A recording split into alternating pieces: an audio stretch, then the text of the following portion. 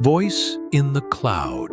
In a quiet village lived an old woman with her 4 grandchildren. Every evening she told them stories, and one day she shared a special Islamic tale.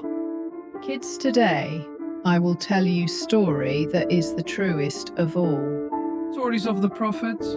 Yes, those are true too, but these are different stories. This is the story that our beloved Prophet ﷺ told himself to the noble companion. Now everyone stay quiet. It's time to listen. A man was once traveling in a desert when he saw clouds forming above him. He heard thunder. And then a voice came from within the cloud. The voice called out the name of a man and said, "Go give water to his garden."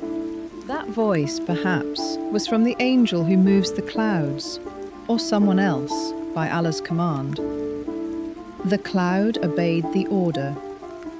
It moved toward a rocky land and poured out all its water there. The water began to flow, running downward into a valley. Finally, the water reached a garden. A man was standing there tending to his crops. The traveler said, O servant of Allah, what is your name? Why do you ask my name? I heard a voice in the cloud. It said your name and told the cloud to water your garden.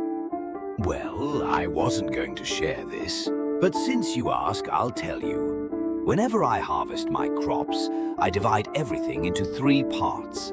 1 part I keep for myself and my family, 1 part I reinvest into the garden, and 1 part I give to the poor, the travelers, and those in need. Grandma, why didn't he want to share his name? "Because when we do good, we shouldn't always tell others.